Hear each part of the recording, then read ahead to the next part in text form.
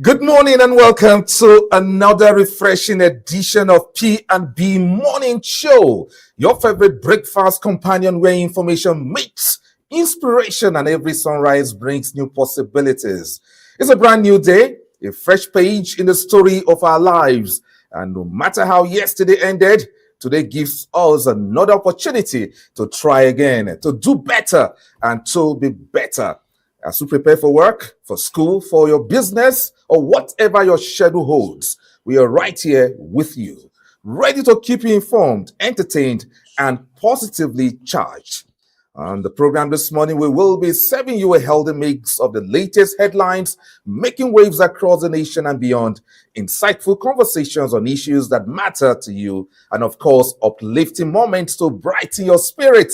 From politics to business, community stories to human interest features, P&B Morning Show remains your trusted platform for balanced and engaging discourse. So remember, every great achievement starts with a simple decision to begin. So as you sip your tea or coffee this morning, take a deep breath and step into the day with confidence. Challenges may come, but so will opportunities. So stay focused, stay hopeful, and stay kind. So, I'm your host, and I'm truly delighted to share this beautiful morning with you. Keep it locked right here. This is P&B Morning Show, where your day begins the right way. So let's get started. I am Omike Joseph Matthew, and Chidi is here shining this morning in the studio with his whitish snowy teeth. OJ seems you're on fire this morning. What's the secret? What's going on? So good morning to you. Good morning to you first. Good morning, brother. So you came late this morning. What happened? Tell us. OJ, on my way coming to work, there's this truck carrying water. I wouldn't want to call the name of the water. I think the truck has been shifted a bit. That's water company. Yeah, it's not the company that owns the truck. I think because the truck is not labeled. But I have to go and turn back again. Okay.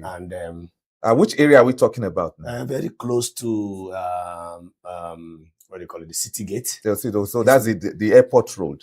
Yes, a white truck. Okay. And I think the truck has been shifted a bit, and it was trying to cause some kind of problem. Okay, I think this is a call to the Federal Road Safety Corps to address the truck is right inside the what we call the ditch, that small, the drainage system there inside now. Okay. I think it has been moved a bit. Okay. For motorists to pass. All right, it's nice that you are here, and it's a beautiful day. It's a beautiful day, OJ, as usual. And once again, you're welcome to the morning show here on P&B Television.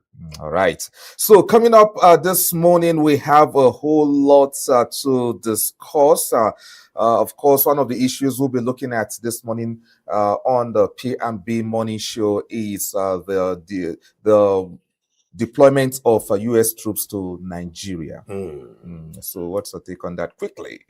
Well, like I said, it's a welcome development. Okay, a welcome development to you. Yes, okay. Because at this time in our life, in our national life, where insecurity has become the order of the day, more to say.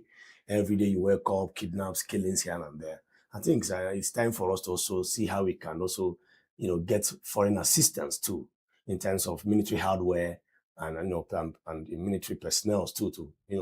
And US is a big one, because we know United States as one of the countries with the leading military might in the world. Among what I call the G5 or whatever, strongest nations with good what they call Air Force system, naval system, and even on ground soldiers, what we call the Marines. So I think it's a welcome development, and let's be very hopeful that the injection of the U.S. Army. I think they said 200 troops. Yes, 200 troops are expected. They will have to work in synergy with the Nigerian Army too, and the armed forces here, because they understand the terrain. No matter how the amount of technology you want to employ, there's what we call area and area. So, so they have to work with our soldiers, and by the grace of God, we want to see this whole thing end. Okay, talking about terrorism generally, banditry and what have you. Yes. Okay, so we'll be looking into that issue this morning. We'll be joined by a security analyst very, very soon, I must tell you, this morning, and he'll be telling us what he thinks about the implications of U.S. troops in Nigerian soil. And of course, we'll be looking at the truce between the FCT minister, Yeson Wike, and the governor of Rivers State, Simi Fubara. So we'll be looking at the latest truce. Is it a real one or a fake one or make believe or whichever way? So we'll try and look at that in the course of this program this morning. So let's quickly dive into the review of the papers and look at what they have in stock for us this morning.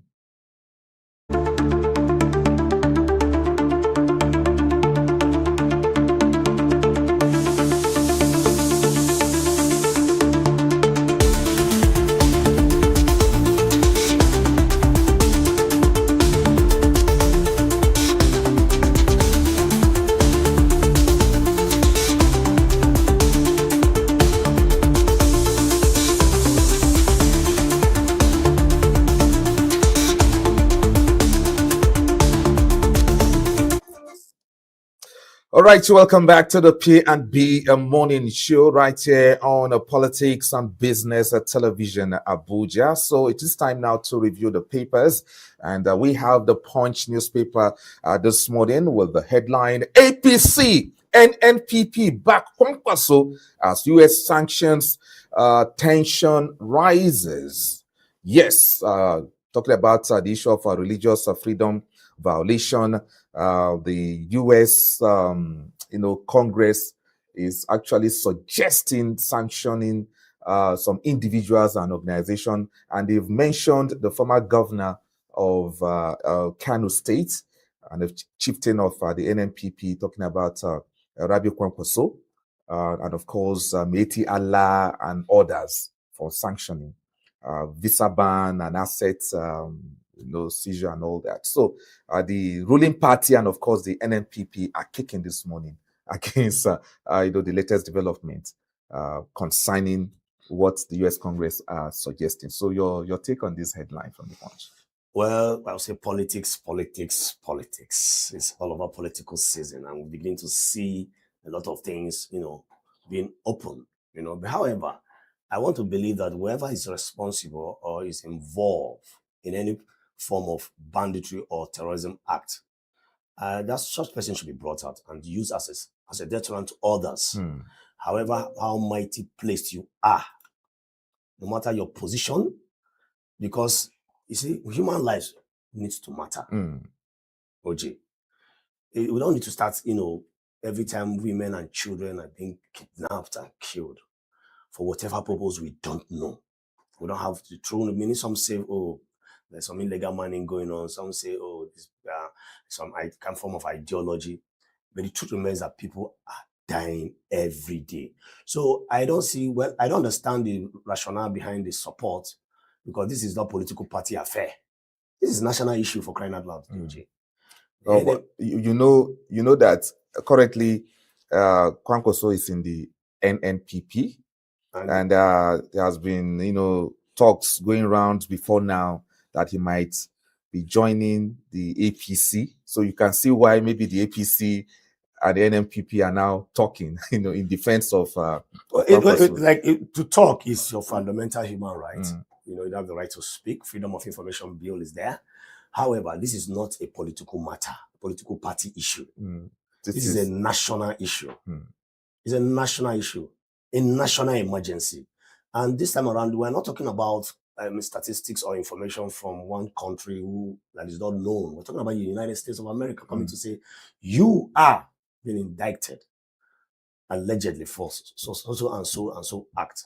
So I don't, and coming from such country, like a country like that, one will tend to believe the report coming from there, because the standard is global, it's international. All right. That's why I have some kind of mixed feelings for political support, because we should not politicize everything in the country.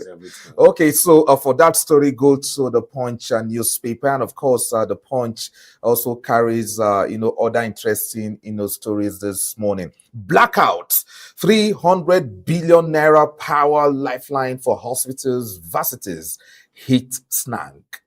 300 billion naira power lifeline for hospitals, varsities, hit snag. Coup plotters will face justice, so says Air Chief. So for that story, go to the Punch this morning. And another story from the Punch, senators clash, Sumahi Defense Ministry's spending. Senators clash as Umahi Defense Ministry spending. So I think that will be a very interesting story there. So maybe a lot of millions have been spent, and some senators may not be will not be happy with the spending so far of the Ministry of Works and so on. So for that story, I think that is part of the oversight function. Yeah, of course. All right. And lastly, 12 Nigerians nabbed in the Ghana prostitution crackdown. So that story is in page 4 and 5 of the Punch newspaper. The issue of prostitution in foreign land by Nigerians is it's right now a cause for it's becoming laughable. Yeah, it's for crying out loud. We no longer display it here in our country. We're not exporting it. We're exporting prostitution now, and that's really does that have any effect on our GDP? I don't know. Okay, maybe personal GDP. All right, let's go for our next paper. Of course, see what's the next paper has for us, and that's The Guardian. The Guardian says North decries 2027 politics despite insecurity, 4,654 deaths in 2025. North decries 2027 politics despite insecurity, 4,654 deaths in 2025. Wow. That story is a story that you should look out for in The Guardian this morning. And we have this story, very interesting one, I should say, how botched broadband plans ruin e-transmission of election results. And I think the Ministry of Technology actually have a big role to play in the next election, and that is why the minister's picture is right there. So yes, okay, and yes, we need the issue of broadband, the broadband situation in our technology. So with a quality broadband. The issue of e-transmission, e-transfer, all these things, I think will be a thing of all kinds of transfer and transmission. So at some point, somebody said transmission. All right, so let's still go back to The Guardian quickly and look at this story. I think it's a very, very interesting one. They're talking about the story concerning NAFDAC. NAFDAC denies federal government suspension of Sachi alcohol ban enforcement.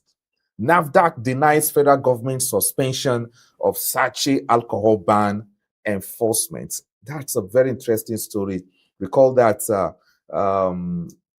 that there has been a ban on Sachi alcohol since December 31st. That this ban should take effect. Only yesterday, the media, has it that the federal government through the office of the Secretary to the Government of the Federation has instructed NAFDAC to cease fire on the ban, not to crack down on to cease fire on something that has fire.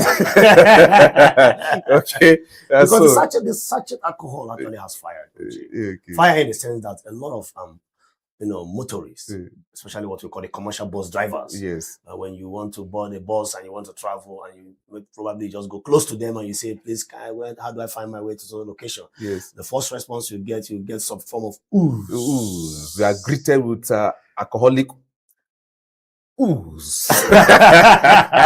So this sachet, it's a problem. It's a problem because it's affordable, it's cheap, it's handy. Sometimes they put inside their pockets, and I see them saying, "Oh, they need to travel with clear eye." I hear a lot of commercial drivers say that they need to travel with clear eyes. I understand. Is your eyes not clear before? I don't understand. Okay, so NAFDAC have denied that report. So if you really want to get the side of NAFDAC, Why would they deny it in the first place? No, maybe the media didn't actually understand the communication coming from the office of the secretary to the government of the federation, and because NAFDAC maybe want to clarify that communication. So if you really need to know what the whole thing is, go to the Guardian and read it. I read the side of that. I know why it was denied. Yes. So quickly to our next paper, as time is not really our friend this morning. The Nigerian Tribune. Alleged religious freedom violations. U.S. lawmakers move to sanction Kwankwaso, Meiti Allah, Fulani militias. NNPP rejects bill seeking sanction of Kwankwaso. There is, a story in the Nigerian Tribune this morning, and we'll still have a story on the Electoral Act. More groups kick over Senate stands. More groups kick over Senate stands. So the issue of the Electoral Act controversy is still not yet over. Still at the front burner. This Electoral Act, OJ. Well, I want to say something I forgot to say yesterday. Trust me, a lot of distractions will come up. A lot of stories will come up to water down this Electoral Act issue. And because it's part of this political arrangement where you see sometimes a burning issue is ongoing, and before you know what is going on, another issue that is not as relevant as the e-transmission will pop up somewhere, and people will now shift their minds from the real issue, because this e-transmission, like somebody said, what is wrong with it? Who is afraid of what? Everything is being done. In fact, the ruling party registered over 10 million or so electronically, and there was no hitches. Everything was transmitted. Yeah, but the election... everything was transmitted. But the elections should not be transmitted in real time. All right. Okay, so we have to go for a quick break now. And when we return, we'll start, of course, our very first discussion of the day. So please do stay with us right here on Politics and Business Television, reaching you live from Abuja, Nigeria.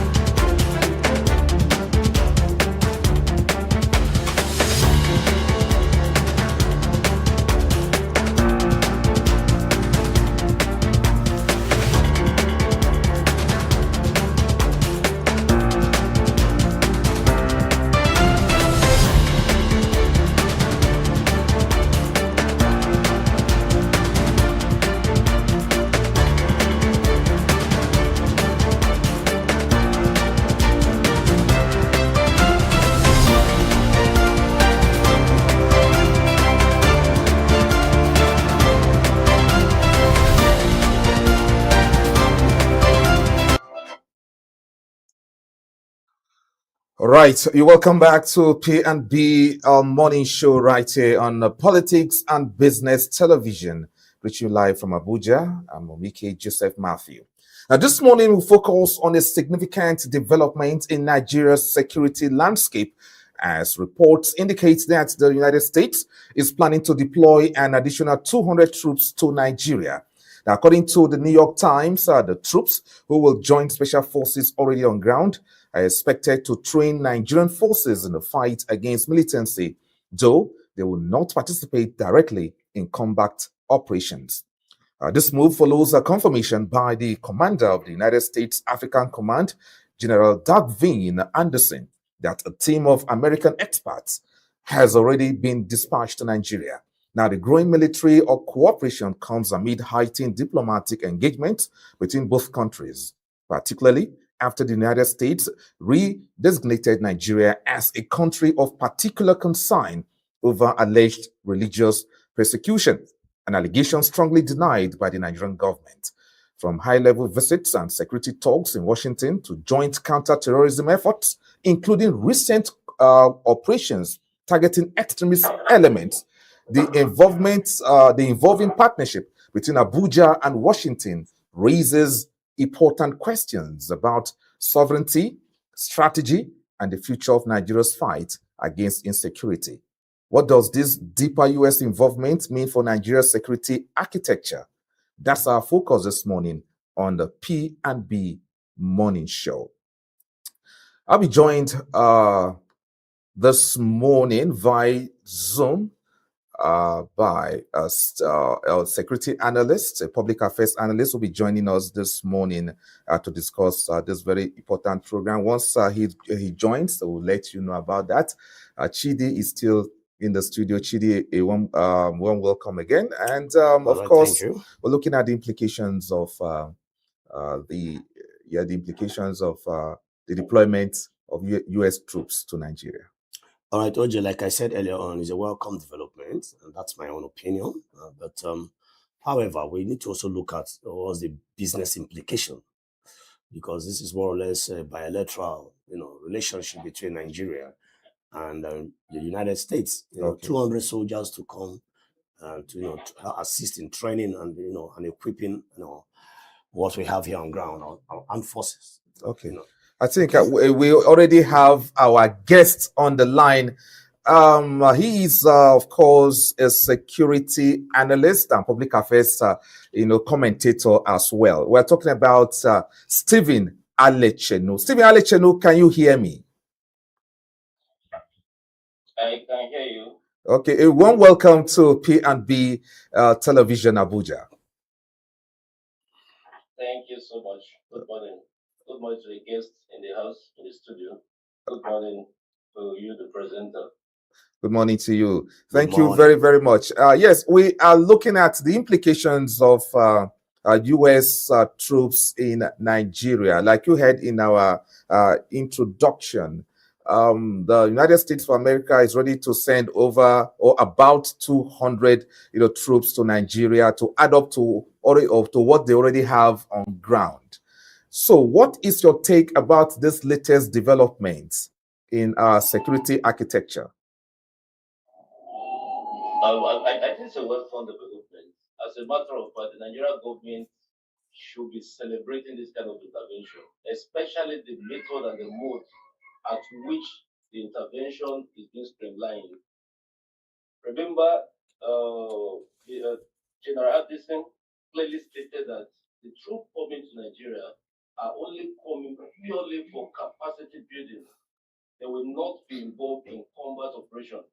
That alone is to say to a very large extent that our troops here on ground will be trained to be able to have the capacity to combat these terrorists.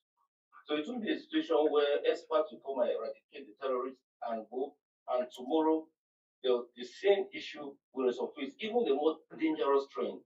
So I think we should build capacity and just dive into this cooperation to make sure that our military are strengthened for optimal performance in terms of real world experience. I think what we are lacking in this part of the country is for our military and from the defense architecture generally is lack of expertise to fight this kind of guerrilla warfare. Mm. So the strategy will be streamlined.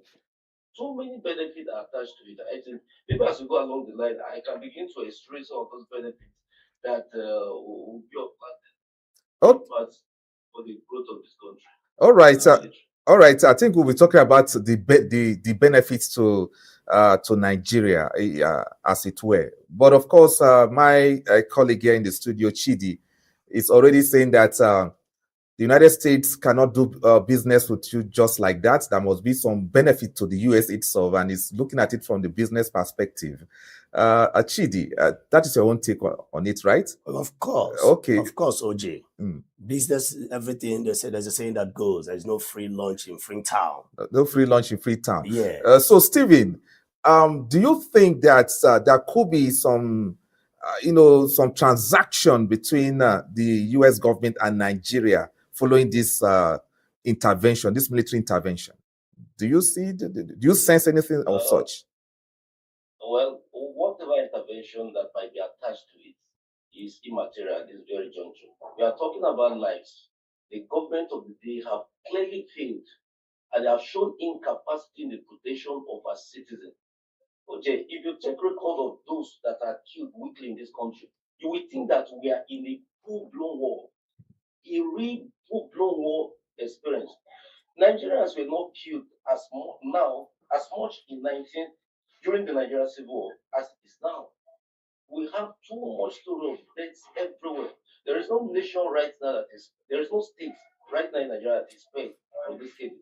So if the intervention will come to stop the killing, it should be welcome. And also, what about transactional aspect that they're looking at? Okay, now let me ask you, what do we think that US can gain from us? What is it oil? US oil reserve can sustain Nigeria for more than 100 years. That's their reserve. Is it technology? What do the US stand to benefit from? The only thing is US need, as the head of the unipolar world order right now, they need to expand their tentacles to every continent of the world. And if they have Nigeria, now that they are having serious crisis with the South African government, if they have Nigeria to accept, it will be a boost to have political influence globally. I think that should be the major cardinal benefit. Otherwise, what are we looking at? The Chinese have been here exploring our raw material. Is it the US that sent them? Who is talking about the benefits of what the Chinese people have been doing? Mm. Go to everywhere, go to Zamfara, go to Nasarawa, everywhere the Chinese are right there, harnessing our resources, and nobody asked them nothing. And if you trace the root of this insecurity, it's even traceable to this illegal mining. Mm. So please, we shouldn't be stressing on US is coming for their peculiar. No, it's to save this country, to save you and I, and to make sure Nigerian citizens could sleep without fear of being killed in the night. The people that are being killed haven't committed any offense. They are only victims of wrong circumstances of a failed and para state, where people just come overnight, run into people's houses, kill them, burn them, butcher them, and nothing happens. Nobody will be arrested, no traces. Are you not ashamed, Mr. Oji, that you belong to a country where ransom are now paid electronically and cannot be tracked? A country where terrorists will be online, not unrecorded, on live, on Instagram, on Facebook, on Twitter, or this other app. They'll be doing live video. Nobody traces to track them. We don't have the capacity to handle this issue. So we should just lay aside our pride, lay aside all those vain pride of there is zero interest. Zero. Nigeria cannot benefit US in any way. It's the US that can benefit. Can you talk about the $1 billion in real assistance, in real aid that is coming to Nigeria, even to the Nigerian military? Okay. Now, to the health sector and all of it.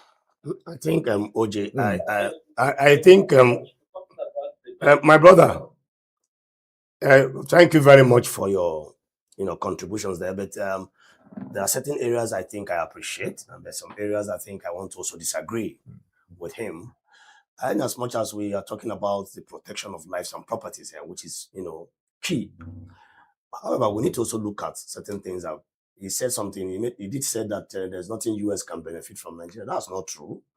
Right now, the world is tilting towards, alternative energy. And Nigeria has lithium. We have enough of californium in large quantity, very expensive mineral resources. And this is one of the mineral resources that is highly sought after by these world power countries. And they are in large number in some part of the north.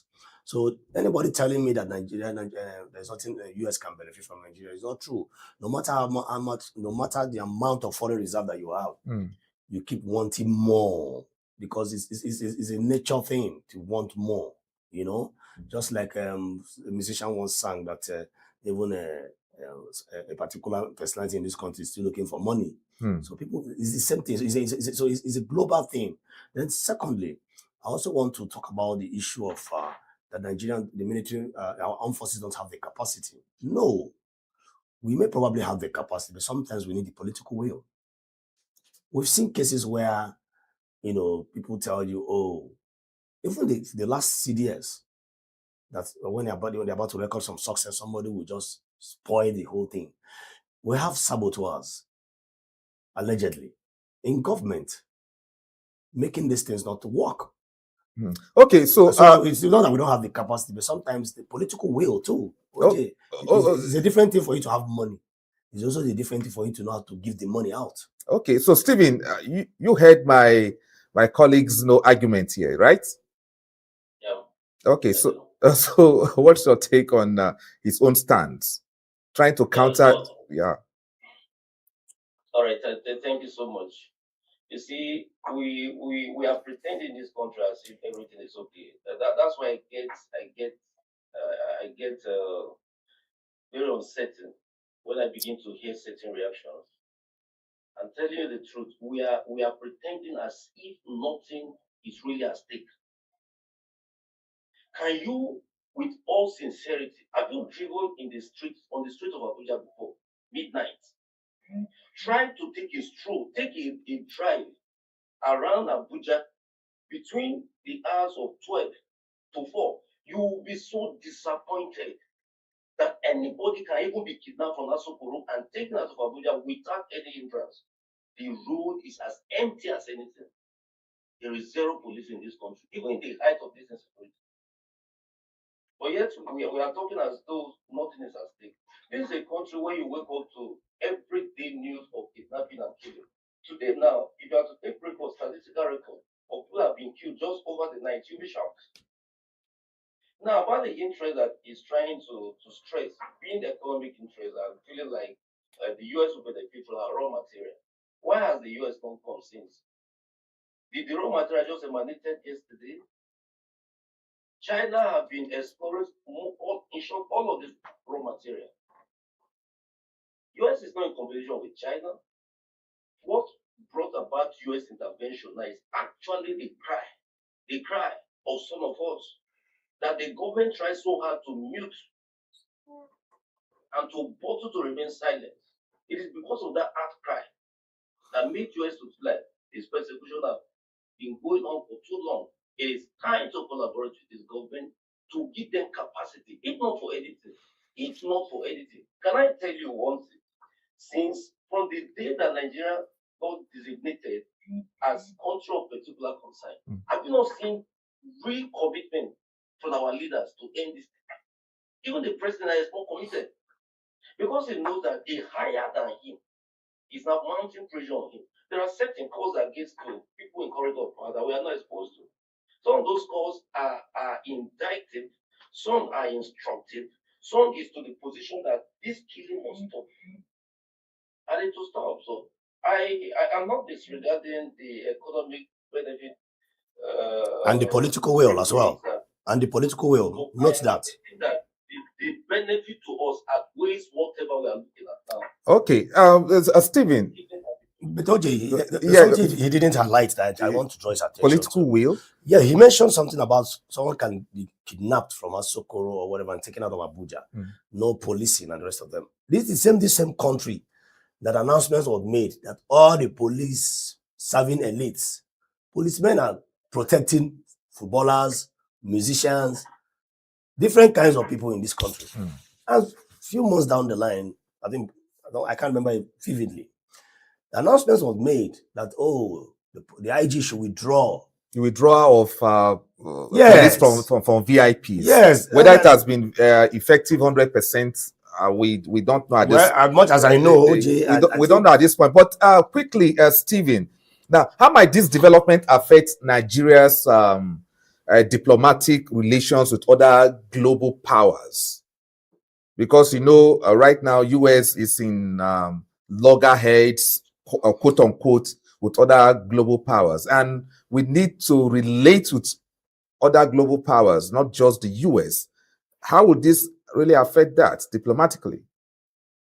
Okay, to start with, I did stated at the starting point that US currently is the head of the unipolar world order.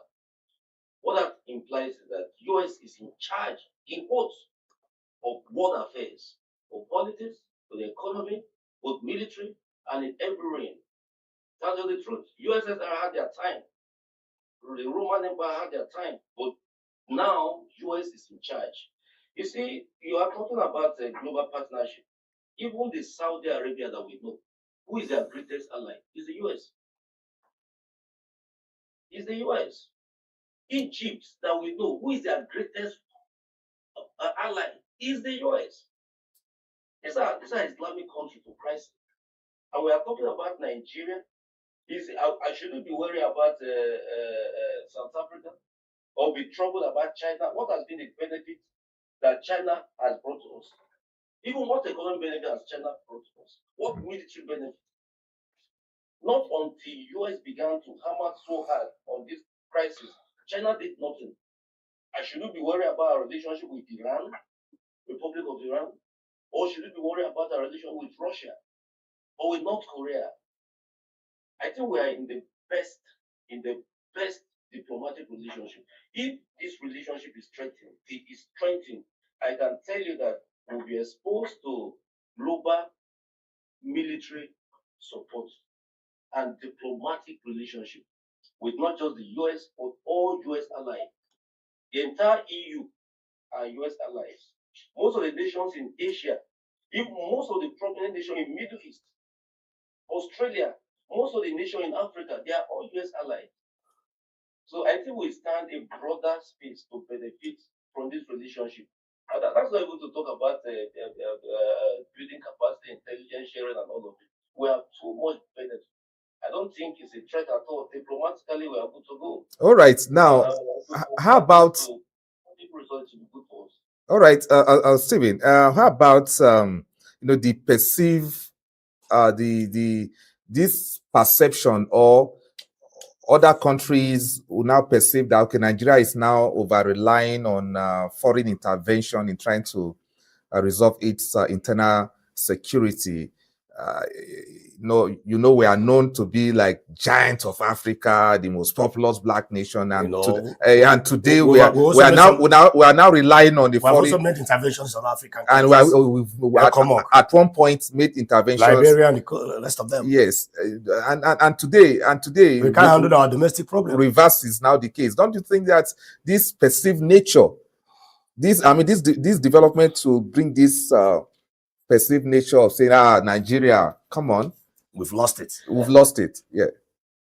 All right. I want to state categorically that seeking foreign intervention is not a sign of weakness. It's not a sign of weakness.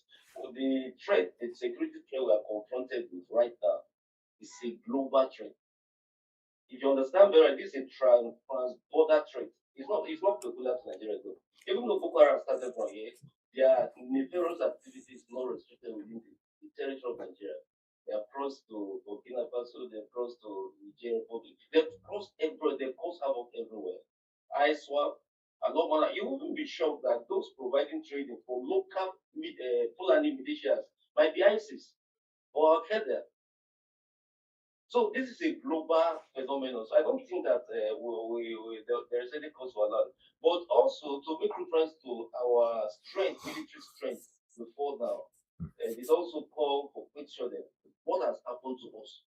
Where did we get it A wrong? nation that fought serious war in other countries cannot combat a guerrilla warfare. At times, I begin to imagine what is the land space of some of these places that these guys are hidden. Why can't drone identify where they are and take them out? Why can't we use advanced technology? Why are we so relaxed to feel like, oh, the killing can continue and they stop? See, let me tell you, the aim of Islamists is not to stop killing until everybody bows to the authority. That's their aim. Everywhere they are. That's what happened in Iran. The current supreme leader of Iran, that was what he did, and he succeeded. And now oppresses everybody. That's their aim. Is to kill, to intimidate, so that people will surrender to them. Even the moderate Muslims are not spared from their radical oppression. So we should ordinarily have the capacity to tame this monster. Remember, General, the late head of state, Jarabacha, said that if insecurity or terrorism kind of exist beyond 24 hours, that the government are involved in it. My brother there in the studio did mention something. He spoke about political will and also saboteurs within our military architecture. Mhm. That's true. That's true. Very true. A situation where we put the same people that have been killing, sugarcoated them as repentant, and we enroll them into the military. What do you expect? What do you expect? So there will always be saboteurs. There have been too many references of where people will be at the war front and enemy confrontation keep pushing. And they'll keep them not to shoot. Not to shoot. That's a suicide mission. It's as good as just go and die. And they keep wasting these guys. We shouldn't be having the kind of casualty we are having from military operation, just casual military operation by people that are not well trained. But yet you keep sustaining it, you keep hearing in numbers. Only 5 have been killed, 20 have been killed, and it's not stopping anytime soon, except for this intervention. Okay. Of course. How might extremist groups exploit the presence of foreign troops for propaganda or recruitment purposes? So is that question for me? Yes. The question is for you. How might the extremist groups, exploit the presence of foreign troops in Nigeria? That's what happened in Iraq at one point in time when U.S. troops were there. Extremist groups took advantage of that for propaganda purpose. So don't you think that these non-state actors would use this as a propaganda purpose for their recruitment? Already they are doing that. They're already doing that. Just for the singular fact that this intervention is coming because of the outcry of Christian genocide. The Muslims are feeling at unease with it. But following some of the Muslims out now, especially in the far north, some of them are coming to town with the positive side to this intervention. And like I told you, people who are recruited into terrorist organizations, especially Islamic fundamentalism, they are done based on religious belief. Now they can begin to twist their mindset and tell them that, oh, we told you that the US are against us. They are against Islam. They are against Islam. So they can use the umbrella of religious insensitivity from the US government to push their evil ideological recruitment. And our leaders, even some notable Islamic leaders, are buying into this. They are not even spearheading it. Going everywhere to say. So their followers, some that have this natural hatred for the US, which, oh, this is a holy jihad. US is against Islam. So let's go and join this force to make sure we establish whatever US are planning. It will happen. But one of the major reasons why this insecurity has not been taken in this country is because of the unusual freedom that our religious preacher have. It's too much. They go about, the guy even say death to America in the mosque, and nothing happens. Death to US, to UK, nothing happens. It has now become a slogan. People are taught hate right from their childhood. And as they are growing, that hate continues to nurture. So when they grow and they feel like this thing is going to be against our faith, propensity that they will rise up to counter it. But to me, that is insignificant. I've seen clearly the result, the political result of our president this time around. The man is ready to end this once and for all.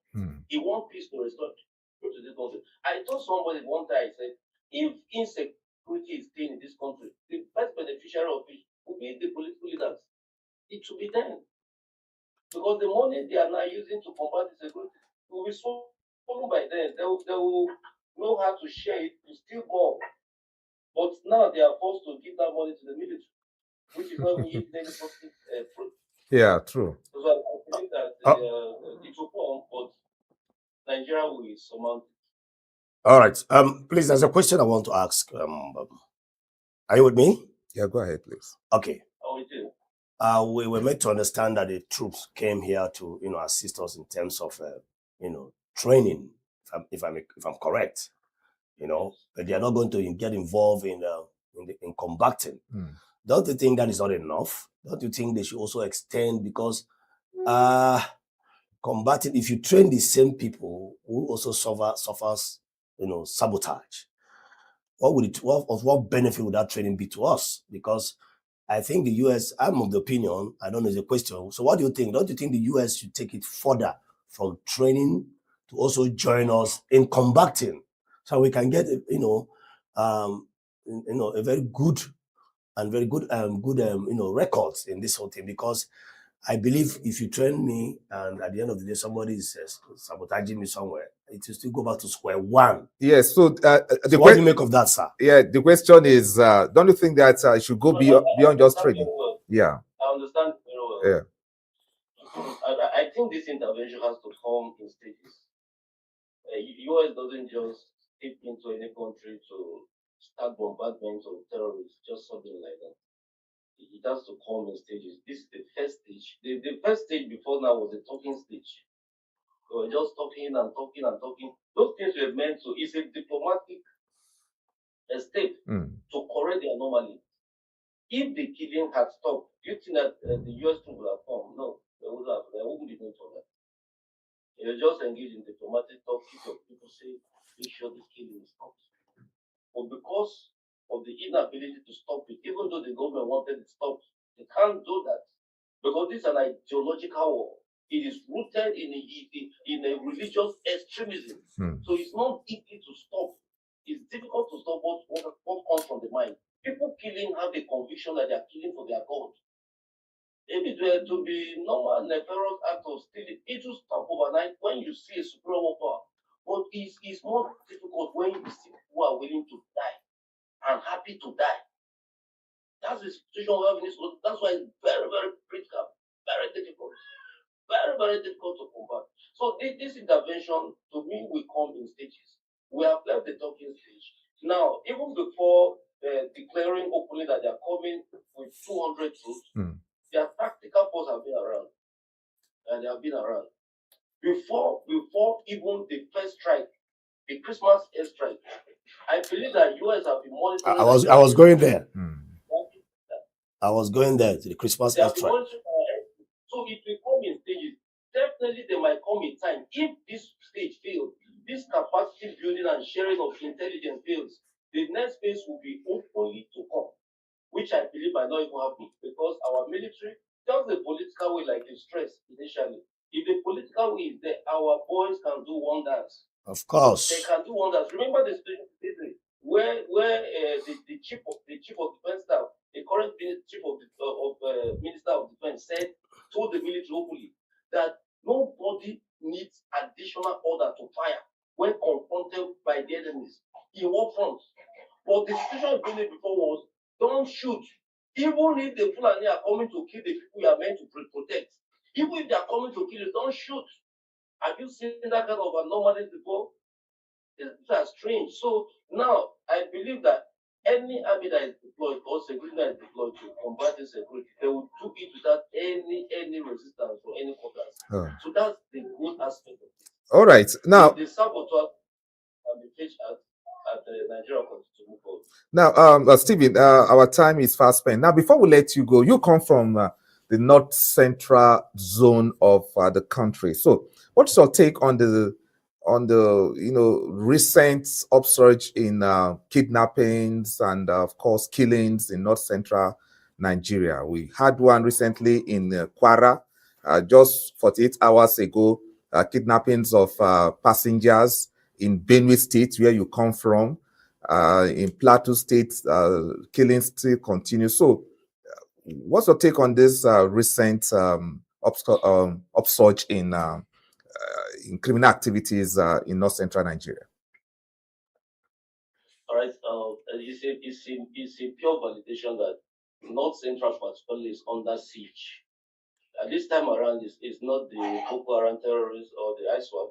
There may be few elements of some of these collaborative efforts that are already infiltrating the territory, collaborating with Fulani militias to carry out some of these dastardly acts. But I can tell you that the end to some of these things is very close. Really, really very close. It is regrettable that we woke up daily to news of killing. Are you aware that most of the acts of killing and even kidnapping these days are not reported? Because it's as casual as anything. Very casual as anything. The security situation in Nigeria has diverse roots. It has diverse remote causes. The one in North Central is different from what's happening in Northeast and Northwest. What is happening in Southeast and South and Southwest is different entirely. But the situation of North Central is a quest to grab land. Categorically a quest to grab land by the Fulani militias. And they do this through intimidation, through killing, and through harassment and raping, so that people will succumb. Our bushes, North Central bushes, is totally taken over by these guys. And you know the funny aspect of it, they use the cover of cow to carry out this. So they don't kill to run. That's why it's difficult. They kill to stay. Have you seen a situation where more than 200 people will be killed in Yelewata? And within the surrounding of Yelewata, they were still Fulani people seen the following day. And they never ran away and nobody arrested them. Nobody arrested them. It was after the public outcry that they started tracing, I don't know, that they picked few persons. But according to the story, more than 200 people invaded that community and killed. As we speak right now, there are bushes in Benue State that nobody goes to. It is a military zone, a military stronghold of the terrorists, Fulani terrorists. In people's house, they cannot go to farm, but it's normal, it's casual. The GSS have this report, the police have this report, the military have this report, but there has been nothing, absolutely nothing about it. How do you allow group of people under the guise of rearing cattle to kill human beings? And it will continue on a pace and nobody talks about it. I think we have gone back to the Stone Age, where life is very dastardly, and it shouldn't happen. All right. The value of human life is degraded daily, especially in North Central. The killing in North Central at times outnumbered what you have in the South, in Northeast and Northwest combined in some of the cases. Because if they are striking in North Central, you hear 200 killed, 300 killed, and all manner of numbers. All right. Thank you very much, Stephen Alechenu, for your incisive analysis this morning on the P&B Morning Show. Thank you. Thank you. God bless. I really appreciate you joining us this morning. And that has been Stephen Alechenu, public affairs analyst, and of course a security expert also joining us this morning on the show. So, Chidi, you heard his expertise on the issue of insecurity. Quite insightful and quite, he touched a lot of areas, and tried to balance the situation, as it were, which I also acknowledge the fact that, yes, like I did, but I didn't really get to understand his response in terms of, the US going beyond, He said this in stages. Okay, he said this in yes, stages. The first stage was the talking stage. Now is the. But I was trying to marry the talking stage and the 25th December bombing. Was it the talking stage? Because the bombing in a whole place is not talking, that is action. When you bomb a place, you're not talking, you're acting. So I think it's for me, I think we need to know more about this whole At stages. first, Donald Trump threatened to invade.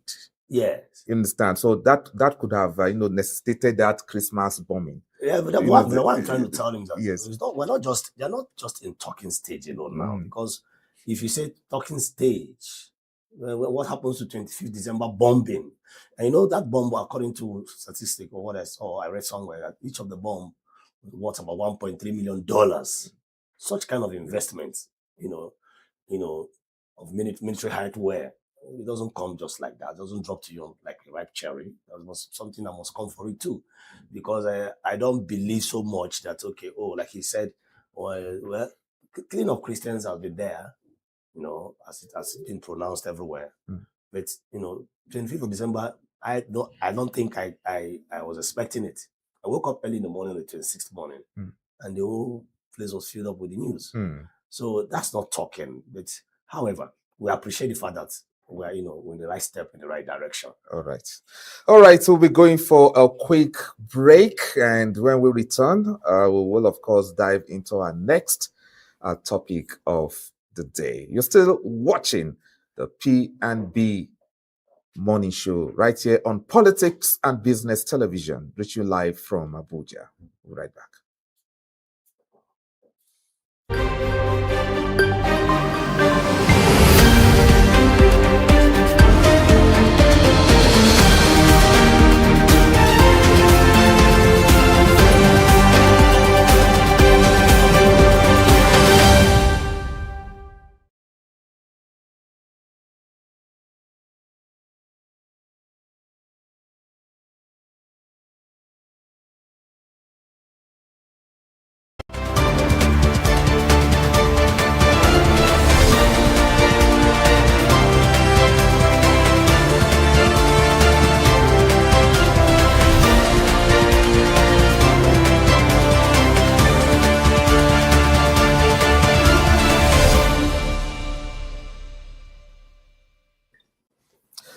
All right, welcome back to the P&B Morning Show right here on Politics and Business Television.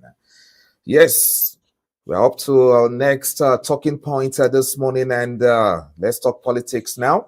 And it is, of course, the issue of the minister of the Federal Capital Territory, and of course, his godson, the governor of Rivers State, Simi Fubara. So, for months, the political atmosphere in Rivers State has been charged with tensions as the rivalry between the former governor of Rivers State, Wike, and his successor, Governor Simi Fubara, dominated headlines. So accusations, alignments, and power plays deepened divisions within the state's political structure, raising concerns about governance and stability. Now, a fresh resolution appears to signal a possible truce, offering a new chapter in the high-stakes political face-off that has gripped the state. So, to discuss this is my co-host, Chidi Kenneth, this morning. You've been following these developments for a while now, the Wike versus Fubara saga. And only 2 days ago, it appears Mr. President Bola Tinubu may have finally, in quotes, finally resolved the situation. Is that what you think? All right, Mr. OJ, let me start from when Wike was the governor. Wike is described as one who is called Mr. Project. I don't like sycophancy. That's the way he talks, and such a nice baritone anyway. But let me start when he was a governor.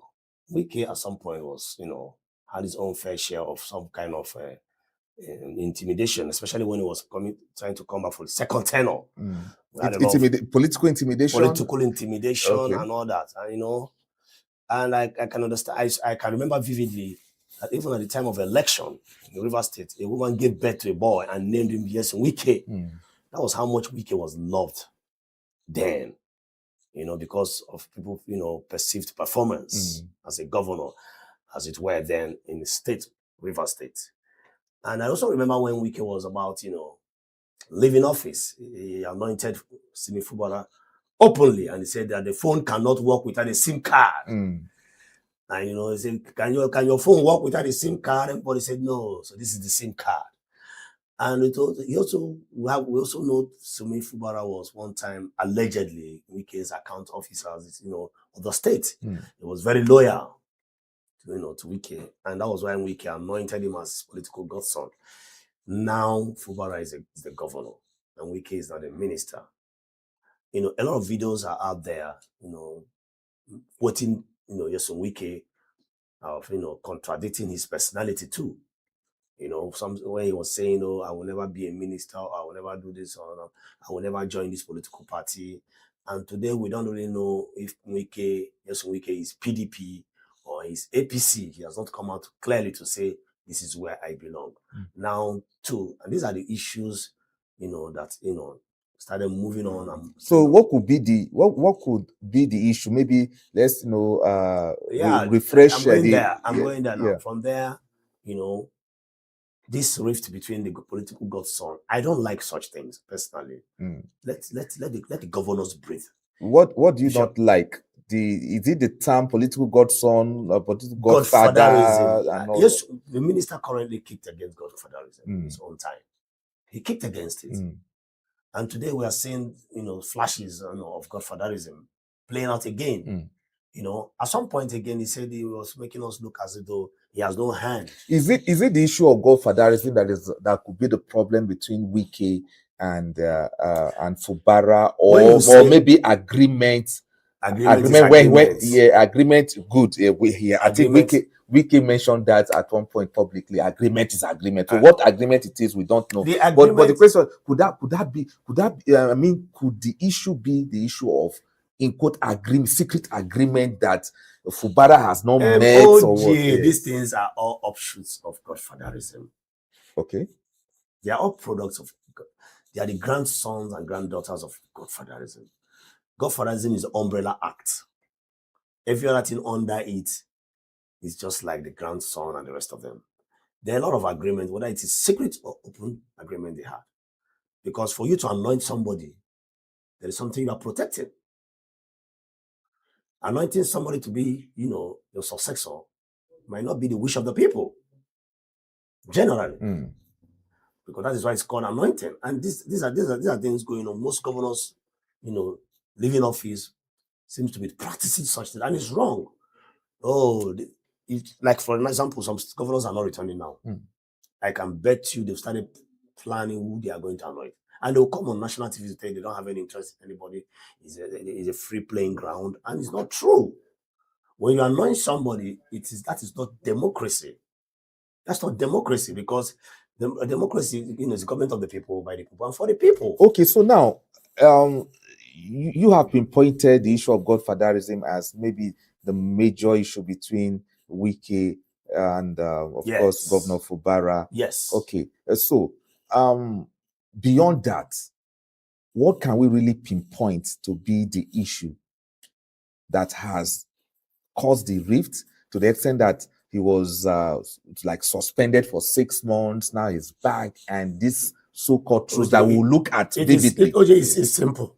Rivers State is one of the biggest money bags. So is it all about money or about power?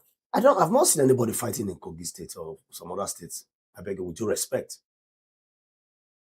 Rivers State, there's a lot of financial advantage, for crying out loud. Nobody, see, such kind of fight, it's not a dog fight where you try to strike a balance, because in a dog fight, the stronger dog is the first to fall down, telling the weaker one that, look, I can beat you, but let me just fall so that this fight will be interesting, to create a balance. That's not the case. This is a case of, jostling for something that we may not be able to see, from the outer view. But for crying out loud, when you mention River State, you mention the oil money. And it cannot, I want to believe it's not far from that fact. Okay, let's look at the so-called truths. Because these politicians already have ambition. And of course, our politics of today is a politics of money spending. Okay, now let's look at the so-called truths between the two parties. And of course, you and I know that it's the president who called on two of them about 2 days ago to find a lasting solution, in quotes still. All right. So Wike has publicly said the intervention of the president, this intervention It's a welcome development. A welcome development and the last. Okay. And it has been reported that Fubara has begged Wike will never embarrass him again and all that. So behind the scene, what do you think happened? Like you said, behind the scene. Yes. You know, I want to give it to the president, President Bola Ahmed Tinubu. He's a seasoned politician. He understands the arithmetic and the mathematics of politics. He also understands the strength Wike carries when it comes to grassroots politics in Rivers State. However, in politics, there is no moral, there's not much of a moral kind of, values when it comes to politics. It's all about interest. And the president probably has seen that, okay, Wike has some powers or some influence in Rivers State, even though he's no longer the governor. So the president told me something in politics, I may not like you, OJ, but I just have no choice than to like you because of what you carry and what you can do.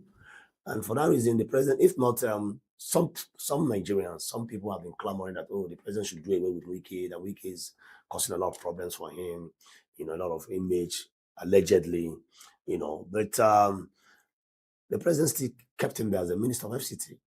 And so the president understands the political strength of Wike, and that is why he has no choice than to call Wike. At some point, Wike was declared 001, political godfather 001 of Rivers State.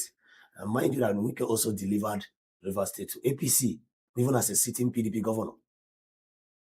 Of course. So, and at some point, somebody asked him, when he was in his office, as a minister, you're supposed to have the flag of your party. Well, we're not seeing any party flag. We're only seeing Nigerian flag. He said, does it matter? I can put any flag, whether it's AFGA, whether it's APP or whatever. So Wike is a politician, and he has shown that he's a good one at that. Okay, so what happened behind the scene? What happened at behind the scene is politics. That you perceived happened behind the scene, because publicly, gentlemanly agreement, gentlemanly agreement and gentlemanly settlement in principle. Okay, now it is in public domain that Wike actually don't want Fubara to recontest the next election. Could it be that Fubara may have accepted that fact, that, okay, I'm not recontesting the next election? So what would make Wike agree to reconcile with Fubara, knowing very well that what he actually wants is Fubara not to recontest the next election? It was a closed door meeting. There was no secretary to take minutes. Were you the secretary there to take the minutes of that meeting? But because I want to tell you that is why I'm asking you, what do you think may have happened? What I'm trying to tell you that what was discussed there fully, it's not in the open glare for now. That's why it's closed door meeting. We'll begin to see that maybe when it's time for Fubara to come for the second time. But for now, I don't think anybody has a public document of what actually transpired. But we are only believing, because these are politicians, we are only believing that one or two settlements and shifting of grounds took place there. So you and I know some of the issues, right? Yes. Some of the issues in Rivers State. Now, the House of Assembly, at one point when they threatened to impeach the governor, I think the issue is still on ground, technically, because it's still, because they took themselves to court and all that. I think that's what has calmed the situation, the issue of the impeachment. Now, one is to present the budget, right? Appoint commissioners, and don't recontest the next election. These are some of the major issues that we all know. And but you see, now, yes, the problem there is that Fubara now is now with the ruling party. And some governors, engineered that. The likes of Hope Uzodimma of Imo State, who is the chairman of the governors forum, APC ruling party. You understand? So that shows that there's a lot in this political calculation, because some governors are with Fubara as we speak. Yes. Now, you see, my main concern with this truce now, with this peace, quote unquote, is what could have happened? What is it that Wike has accepted that, okay, no problem, had maybe stepped down from his initial issue with the That's government. one. I'm going Then, there. then what could have Fubara accepted? That's okay. I will accept this for peace to reign. What could it be? That's what I want to like I find said, OJ, nobody was there to take minutes. They've not come out to tell us exactly what they discussed. But however, we're only trying to, use our own initiative to understand what went down there. And these are politicians. These are, when you understand how politicians operate, then you may not be able to, you keep guessing. The more you see, the less you understand. Yes, that's how politics is. Today you're white and tomorrow you're black. It's just all about interest. However, yes, there are some conditions ab initio that was, discussed, such as don't come back second term and all that. But now it's. Oh, you think that discussion will surely be on the table, right? Well, but now that Fubara is down APC, that's what I'm going to. I don't think the president, and probably he has most. One of the things you should be thinking that Fubara must have promised the president that, look, I will deliver APC to you. And what is it for him? For who? No, let's just assume. What is it for who? Yeah, for him, the governor, because he has the right to recontest. Yes, it's a give and take, like you said. Okay, give me second term, I will deliver APC for you. Okay, now are you thinking that it's just the way they give the marketer in a bank targets? It will interest you to know that sometimes I was driving down from. But mind you, Wiki said recently, delivering for the governor, for the president in 2027, it's not in the hands of the governors. Well, that's not what Wiki said. Because Wiki is also an appointee of the president. Yes. Now, you said it before they went for this meeting. I don't think he will say it after that meeting. Because I told you something, that there's a lot of pressure mounting on the president to even remove him as a minister. Some political members were like, oh, this man is rich, And at some point, the president has his reason for still leaving him because of his political relevance. Do you understand? But what I'm trying to tell you, Fubara is now APC. So what are you going to say? Are you going to remove APC governor for another APC in Rivers State?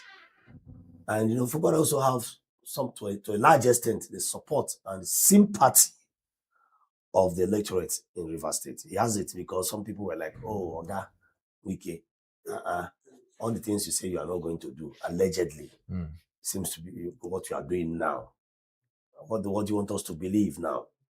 You say you will never be a godfather, you will not disturb anybody, but and sometimes you try to hide it and you don't have any problem with Fubara, but now it's in the open glare that you actually have problem with him. We're not children. We are seeing these things play out. No matter how you try to, cover it, it's like pregnancy. You can't hide it. So what I'm trying to say is that we don't have the clear, agreement, but we want to believe that 2027 election is part of it. Okay. So now going forward, what do you think would now happen in Rivers State? Total peace, and then governance will fully return 100%, and then everybody will now look forward to the next election campaign, maybe for the president, because as far as we're concerned now, Rivers State is APC state now. And is that what you anticipate going forward now? Of course, OJ, of course. Look, it's not just Rivers State. We can see we have over the APC ruling party has, I think, 31 governors now. So you can see the direction it's going. It's all about 2027. Even though some people may say that some governors don't have grip over their people. It's all about the number of governors you have. And a governor came out on national TV to say the reason why the other person is saying it, I think it was the governor of Nasarawa State, is because Arebo Shola is no longer in power, that he wouldn't have said that, that the governors are the one. I heard the governor saying we are the one that pays salaries of the people. And for me, that's a softer threat. When you say we governors control the state, and they ask him how, he said because the governors pay salaries. What that means? Somebody was even telling me yesterday that one of the ways elections are being won in some local governments is that when it's time for election, they bring bulldozer to where we have highly populated non-indigens in that local government and keep it there to tell you that, guy, if you do anyhow, we'll demolish your market, we'll demolish your shops and drive you away. And it has been going on like that in some local governments in this country. So these are these political, oppressions everywhere. And it's the one we can even see now is the one of Fubara and Wike, even though it was tried to manage it.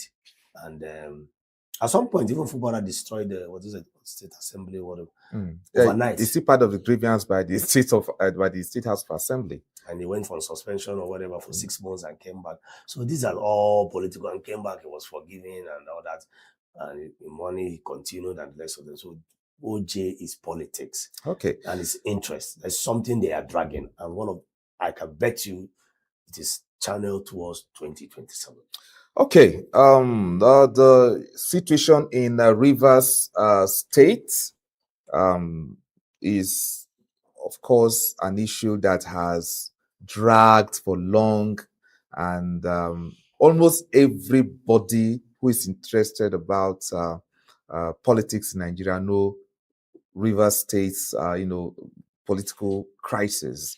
And there's relative peace now, that is what we are talking about. Relative peace. Yes. So with this truce between the FCT minister and the Rivers State governor, we hope that Rivers State will not be in the front burner when it comes to political crisis in the country. We'll keep watching the development from Rivers State right here on the P&B morning show, reaching you live from Abuja. Let's go for a quick break. When we return, we'll look at the AMAC elections. Yesterday, the Peace Committee met with INEC, and they spotted some areas in Abuja that might be a flashpoint. We'll be discussing this after the break. Do stay with us.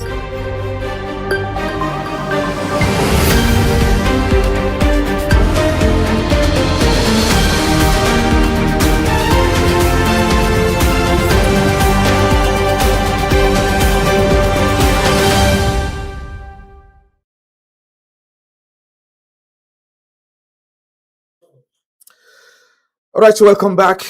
And this is the P&B morning show, reaching you live from Abuja. My name is Omike Joseph Matthew, and of course, Chidi Kenneth is in the studio.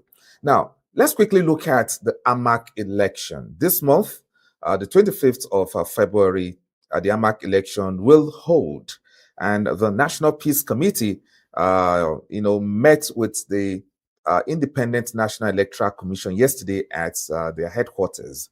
And the NPC has identified areas where there could be security issues during the Federal Capital Territory Area Council elections. Now, during the courtesy visit by the NPC delegation to the Independent National Electoral Commission, INEC, over the upcoming elections in Abuja, the commission highlighted areas such as AMAC, that is Abuja Municipal Area Council, Gwagwalada, Buhari, and Kuje as areas where security agencies should focus.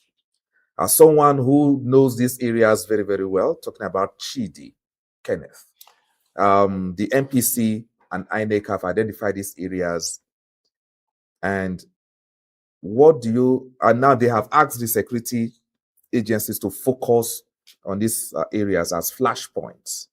So what do you expect? And why are these areas being spotted as flashpoints when it comes to the forthcoming elections? Thank you very much for using the word flashpoints. It's cause for worry, because every time we want an election period is coming over, we always have flashpoints. And I keep asking myself, this flashpoint, when are they going to remove the flash and make it just point? Because every time we keep hearing the same thing, the flashpoints there, the security agencies will do this. Now, every 4 years again, another election, or 3 years, the flashpoints again. Can't we end all these things? Because when you have, they say problems shared is problem what? Half solved. When you have information, you've solved the problem. So that's for flashpoints. We should stop saying things like this in this 21st century. Flashpoint. Okay, now. The same flashpoint too. If, for example, flashpoints are... But is it wrong for the NPC to say, look, INEC, from our own gathering, intelligence reports, we think that as you want to organize this election, you have to synergize with security agencies because this area might have issues for you, this area might have an issue for you, and all that. That is just the reason for all this. So, for instance, let's take Kuje. and Gwagwalada as an example. Don't you think those areas are areas where, Why? of course, INEC should take very serious? I'm not arguing with you, Oji. I'm only trying to tell you, why is it that every time the same area keep repeating itself as a flashpoint? What is causing those flashpoints? Is it poverty? Fix it. Is it bad roads? Fix it. These things are not rocket science, but you keep using them for announcements. OJ, every time you say, oh, CBD, flashpoint, CBD, Central Business and District, flashpoint. What are the flashpoints that you cannot fix? For 20 years, a particular place is a flashpoint. Now, talk to us. Your area, does it look like a flashpoint where security agencies should focus on? You stay in the Lokogoma area. Lokogoma is not a flashpoint because it's a collection of estates. So it's a place of it's a place where the elite stay. Yes, it might not be too much of an elite, but semi-elite. But that is why the NPC is saying that, look, areas where you have suburbs and all that, then areas you go there and develop it so that it will not become flashpoint for 20 years. Okay, they cannot develop these areas between now and 21st of this month, when the election will come, right? Election, that place will be mentioned as so what should be done now? What should INEC do now that the NPC have told them what to do? Of course, INEC is doing what they usually want to do, make the announcement. It's like telling a child, if you want to cross the main road, look your left and your right. We all know that when it's time for election, we have to deploy security agencies, at least not just to protect the votes, also witness the election too, because they are not allowed to participate in the voting exercise. They're there to protect lives and properties, and the electoral materials is part of the property, so they are there to do their statutory responsibility. We agree, which is okay. It's a normal announcement. In fact, it's just like during the Yuletide season, Christmas period, the road safety will come out and say, oh, you have to drive safely, you have to minimize your speed.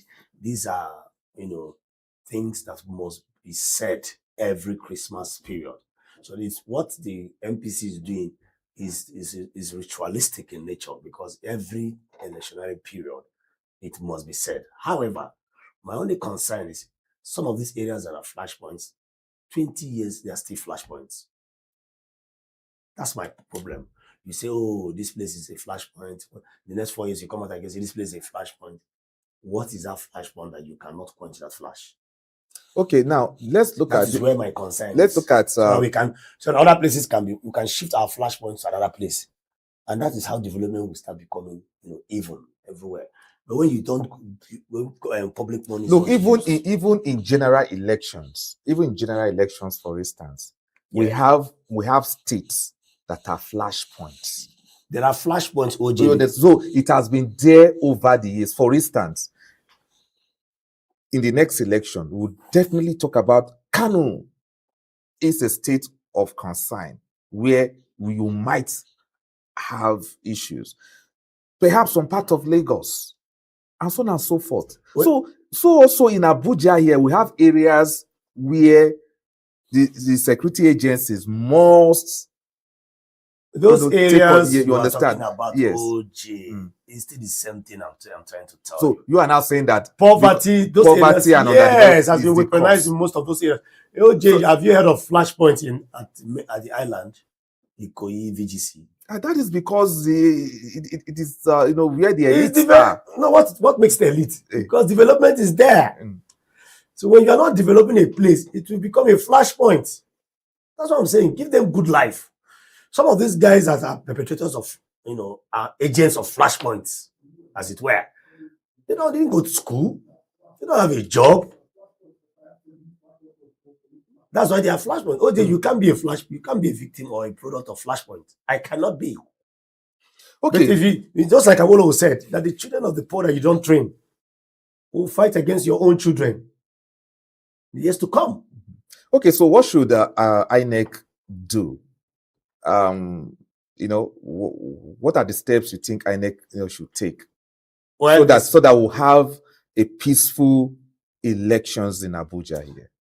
INEC is doing what they usually would do, which is deploying, making announcements, encouraging the security men to be at alert, and probably that is just to make sure that they have a smooth election exercise. It's normal because INEC cannot develop the place. It's the duty of, and let me tell you something again, most of these places that you call flashpoints is where some of these political actors benefit from. So they deliberately leave that place like that. Some of these quote unquote rigging allegedly takes place in those areas. Some of those guys there. Yes, OJ, it was interesting to know that yesterday I was out there in the field observing the campaigns. Come and see how Nigerians react to campaign. I was driving past Area 10, UTC, and I saw P2B came there with one of the, aspirants of the ADC. Come and see the reaction of people, and we went to a particular place where, a billboard of one of the aspirants was torn, and right there, people were reacting, different kinds of reactions and counter-reactions. Candidates now. Yes. Yeah. So this thing, this flashpoint thing, I'm so particular about it because some of these politicians benefit from these people. You go to Area 1 garage now, the kind of agbero, what we call agbero. Street urchins that are there. And they're still there, OJ, disturbing the lives of people. Why are they there? Are you trying to tell me that the minister, the AMAC chairman is not aware they are there? What are they doing there? Harassing people. I've witnessed a situation whereby somebody's car was arrested by one of these urchins and lessened the whole tires. And the guy went to bring the policeman to say, please come and intervene. And the urchins told the policeman, "Oga, for here we get retired soldiers, we get all kinds of bad guys. No come here, come show you, we'll go change them for you." A policeman. Okay. So tomorrow they will tell us that place is flashpoint. Of course, it is flashpoint because if what is flashing that point is my concern. Okay. It's poverty. If a citizen is in distress and calls the police, and those kind of boys are saying what you just said, then of course it is. It's a flashpoint. It's automatically a flashpoint. Okay, it's a flashpoint, and guess what? Tomorrow it will become a flashpoint. Is it not until urchins, attacked a citizen and they lost their life somewhere around there? Was it Mabuchi? That was late last year. Okay. In the name of trying to collect what they call, what they collect from people? Where is your card? This was this paper, and you see the urchins chasing private vehicles and chase them to their grave. So, and tomorrow they will tell you, oh, flashpoint. We have a lot of flashpoints in this town when it comes to these urchins. All right. So, going forward, what should INEC do now? I'm asking you again. What steps should INEC take to make sure that we have a peaceful election? In Abuja. The INEC is already doing what they are doing. Like I said, deploying the security men, encouraging them to be steadfast, encouraging them to be vigilant, to ensure due process. It's like somebody said yesterday, somebody will cut away a ballot box in front of a security man. And I think INEC should also talk to them to be free, to be fair, because free and fair election is not in the hands of the electorate alone, the voters. Free and fair election is the ability for the security men to see what is bad and arrest it immediately. Vote buying. Right in front of the security man, somebody is giving 5,000 naira, and he will throw a deaf eye or a blind eye, so to say. And those are what we call technical rigging. Rigging, when the security man is armed and is there, and somebody's coming. In this country, we've seen when somebody come to a polling unit and say, if you know you will not vote a particular party, you better leave this place, or you go collect in our local palace, that you will be beaten, you'll be dealt with openly. And that person today is working freely, nothing is happening. So I want to tell INEC to please talk to the security men to be free and fair. The security man is not supposed to be partisan. He's not supposed to get to the polling unit and identify with anybody. He's a security man for all Nigerians.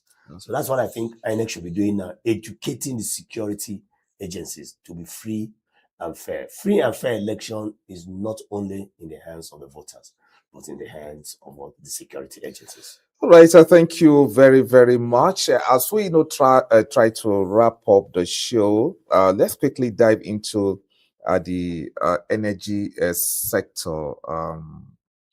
Chidi.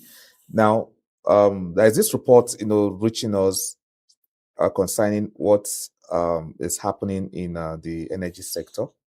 The Minister of Power is saying that the 200,000 billion naira earmark for the 2025 Appropriation Act for the Special Energy Intervention for implementation of lights in our tertiary hospitals and universities have not been released. And that is why that project is stagnant till today.